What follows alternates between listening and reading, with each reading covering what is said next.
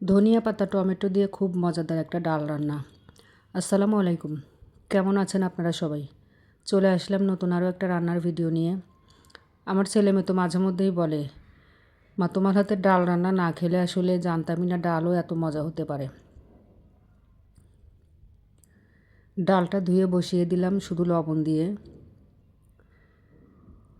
শুনতে শোনা যায় ডাল, কিন্তু আসলে ডাল ছাড়া কিন্তু খাওয়াই অসম্পূর্ণ থেকে যায়। আর আমার বাসায় তো প্রতিদিনই প্রায় আমরা ডাল রান্না করি, মাঝে মধ্যে মিস দেওয়া হয়। আমার ছেলে মেয়ে ডাল খেতে অনেক বেশি পছন্দ করে, যত তরকারি থাক ওদের ডাল ভালো বাসায় এবং ডাল লাগবেই। ডালটা বলক চলে আসার পরে পেঁয়াজ রসুনের কুচি, কাঁচামরিচের ফালি আর হলুদ দিয়ে নিয়েছি। এখন ডালটা ফুটে গেছে, ডালটা ঘুটনি দিয়ে ঘুটে নিলাম। ঘোটার পরে দিয়ে দেব টমেটোগুলো ঘোটার আগে দিলে টমেটো একদম মেল্ট হয়ে যাবে, এই কারণে আমি ঘোটার পরে দিই, যাতে মেল্ট হয়ে মিশে না যায়।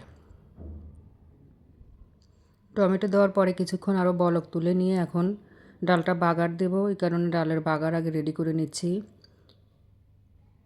আমি ডাল বাগারে সবসময় আস্ত কিছু জিরা ফোড়ানিতে দিয়ে নিই। শুকনো মরিচ চিড়ে দিয়ে নিচ্ছি। পেঁয়াজ রসুনের কুচি দিলাম।